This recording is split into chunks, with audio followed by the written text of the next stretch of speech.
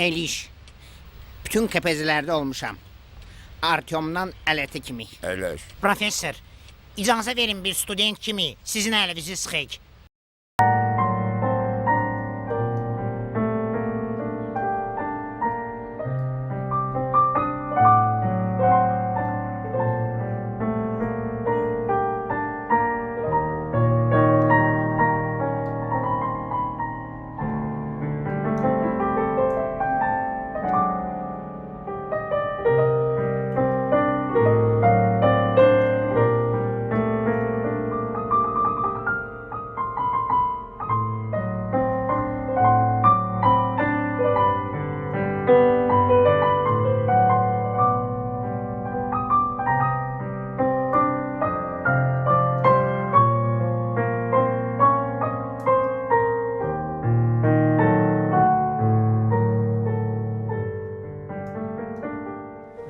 Ağaç, tramvay danışmayın.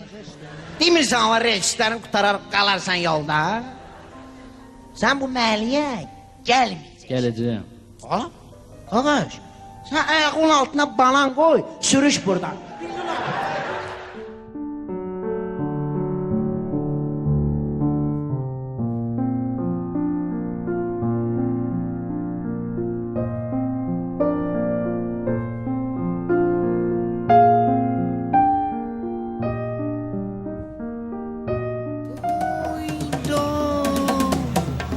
Valla axırıncı buzulqa mən azı şakasüzlük.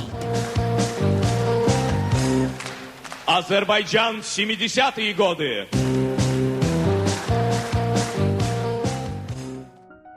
Təzə stansiyalar qazırdıq yerin altında.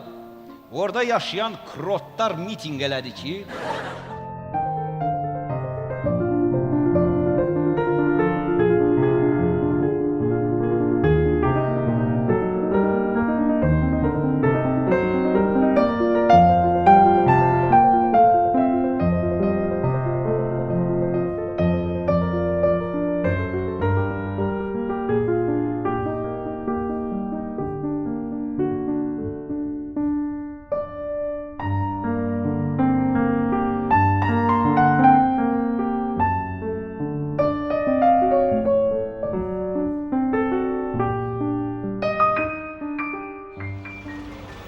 Sabahın xeyir Məzay. Salam. Necəsən Məzi?